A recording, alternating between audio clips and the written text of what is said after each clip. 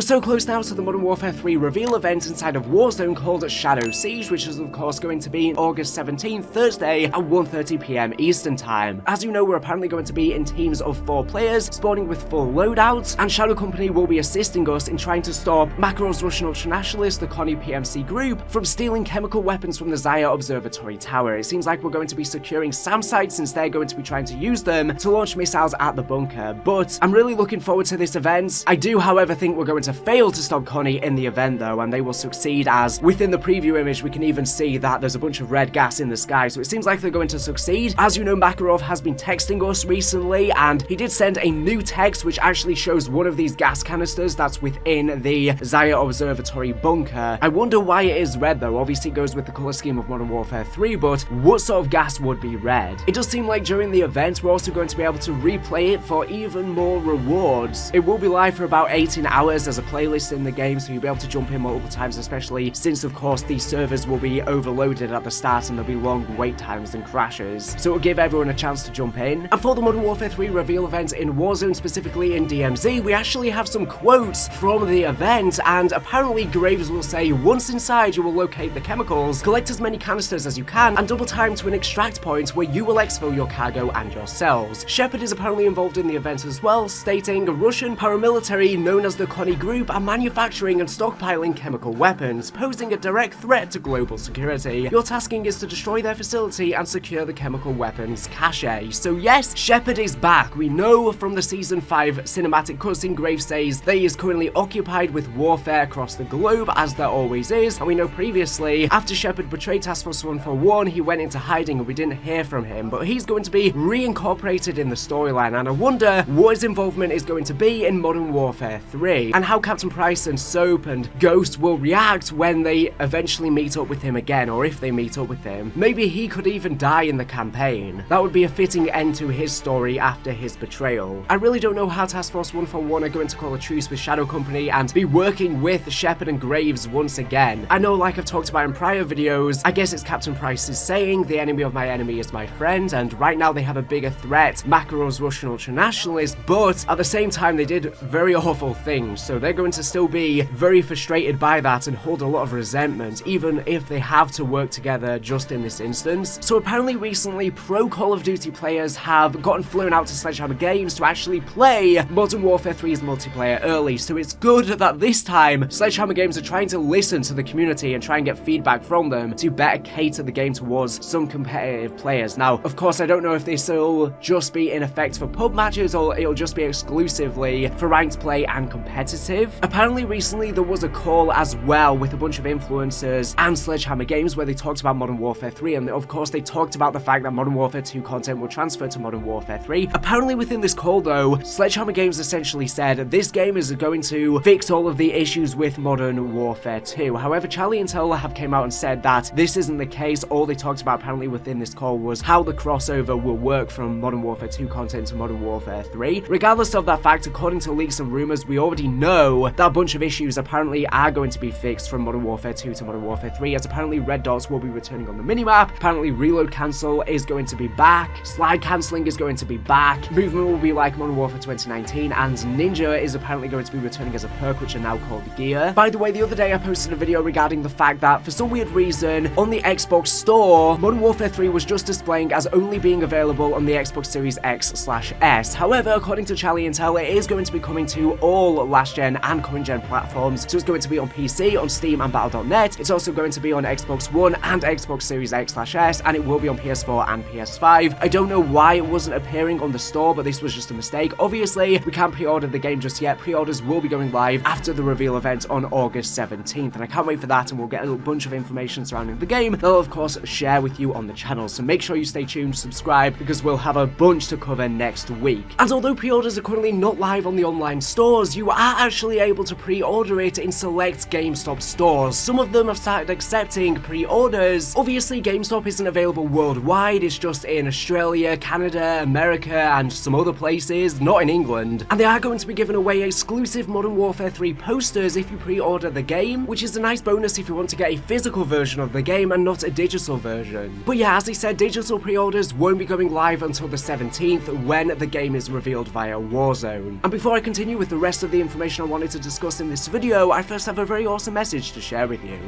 Thank you to Edrick's Conquest for sponsoring this video. It's a challenging arcade action RPG with puzzle elements and an epic storyline. Explore Plesma, a high fantasy world on your own or with your allies. Face fantasy creatures such as the stoic orcs, ancient elementals, and immortal revenants in the world of Plesma, or dominate your allies in multiplayer deathmatch arenas. Play as King Edrick Stormwalker, an elite and experienced flame crusader in the story-driven campaign mode. Defend your nation from ancient enemies. Play with up to 7 friends on local area network or online connection. You can choose from 3 distinct difficulty settings: the Novice, Normal, and Nightmare. The Novice difficulty is designed for newcomers and casuals, whilst Nightmare difficulty is for hardcore players. With skill-based combat, all enemy attacks can be avoided. The quest mode features an endgame challenge where you explore a procedurally generated open world and face monstrous foes. Finally, there's multiplayer PvP. Dominate your allies in competitive PvP deathmatch arenas to make sure PvP is fair. All spells will have a special player versus player version. For balancing purposes, some spells will be disabled in PvP. So if this game sounds like something you would be interested in, check out the link in this video's description and try out the demo and wishlist it on Steam ahead of its full release. There will also be a link to the makers' Power Devs Patreon if you would like to support the team in helping bring the game fully to life, and that will get you access to various perks and even get to help make decisions for the game, as well as access to the early beta.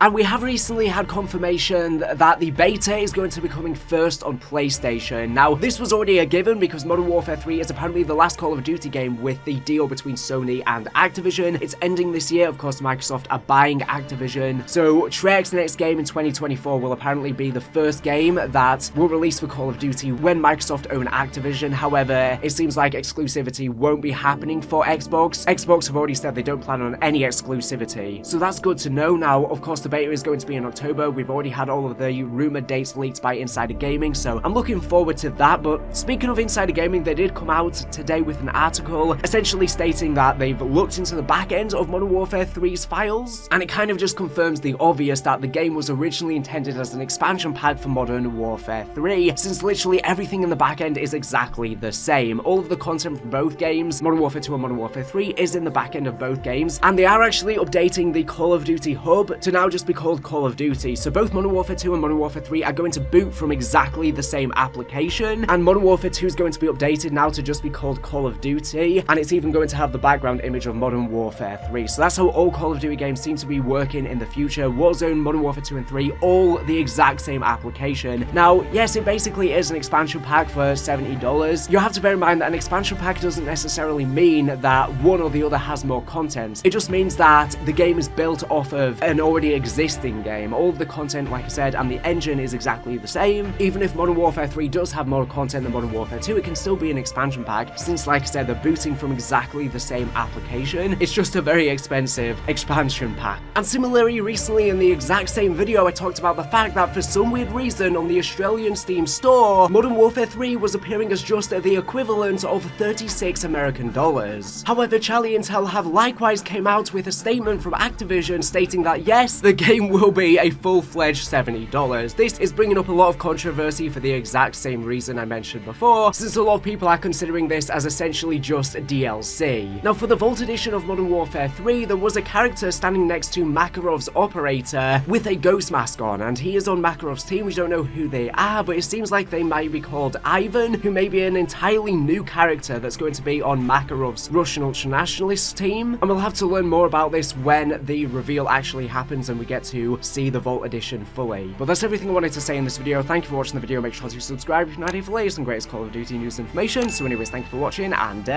bye.